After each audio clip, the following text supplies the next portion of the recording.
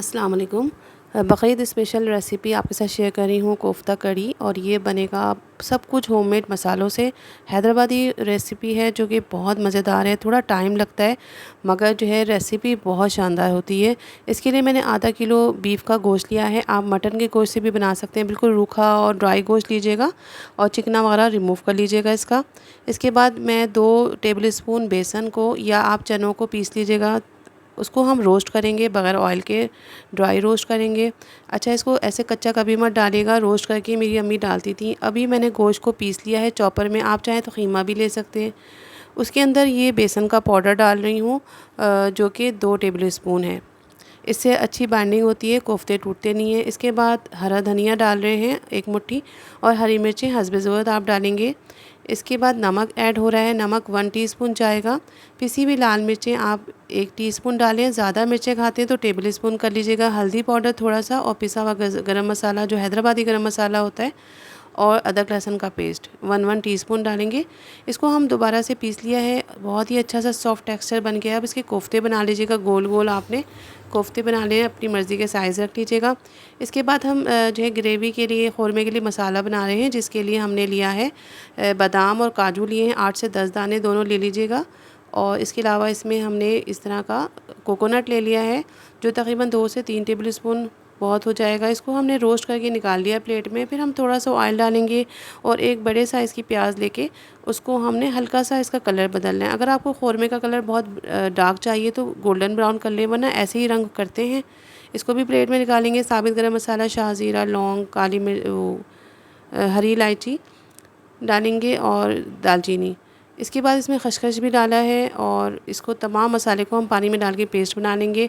अब हमने ऑयल लिया है तकरीबन 1 कप, और उसमें हम डीप फ्राई कर रहे हैं अपने कोफ्तों को।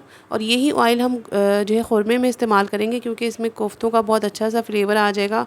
अच्छा, जब कोफ्ते एक तरफ से हो जाएंगे तो एहतियात से आप टर्न करिएगा। कोई नॉन स्टिक पैन नहीं है, मगर आप देखें कोफ्ते ना टूटे हैं और ना ही चिपके हैं।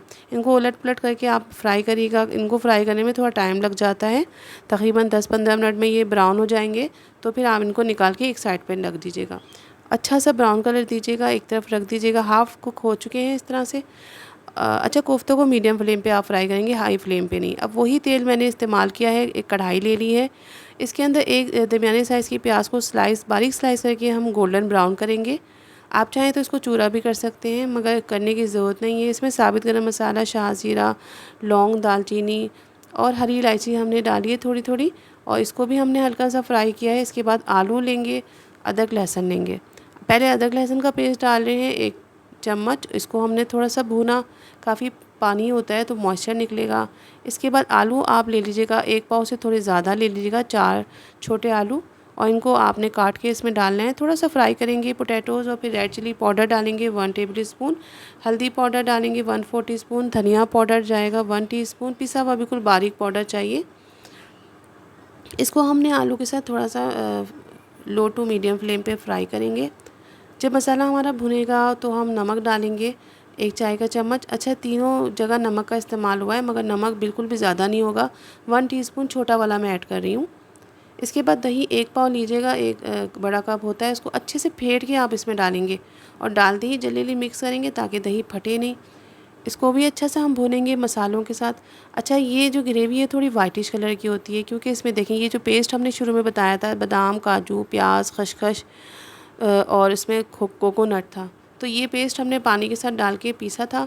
इसके साथ आप 2 कप भर के पानी भी डालिएगा। मैं जग जिसमें पीसा है उसमें पानी डाल के वो भी इसमें ऐड कर रही हूँ, क्योंकि अभी काफ़ी देर इसको पकना है, तकरीबन 25 से 30 मिनट्स ये पकेगा। इसको अच्छा सा मिक्स कर दिया है, और इसमें कोफ्ते डाल दिए, कवर कर दिया है। 25 से 30 मिनट हमने पका लिया है हल्की आंच पर। तो अब इसके बाद हमने पिसा हुआ गरम मसाला, हमेशा अम्मी आखिर में डालती थी मेरी, शुरू में डालने से सालन काला हो जाता है। और इसमें हरा धनिया, पुदीना, हरी मिर्ची से आप गार्निश करेंगे। और जो तेल बचा है अगर उसको भी आप तरी के तौर पे एंड में डालेंगे, तो क्योंकि ऑयल सारा ये कोकोनट पी जाता है, तो ऊपर से आप जो बचा हुआ तेल है वो पका हुआ है, ऊपर से आप डाल दीजिएगा, तो बहुत अच्छा सा कलर भी आ जाएगा मसाले का, और ऑयल भी आपको मिल जाएगा। अब जो है आप इसको सर्व करेंगे गरम गरम चावलों के साथ। अपना ख्याल रखिएगा, चैनल को सब्सक्राइब करिएगा। अल्लाह हाफ़िज़।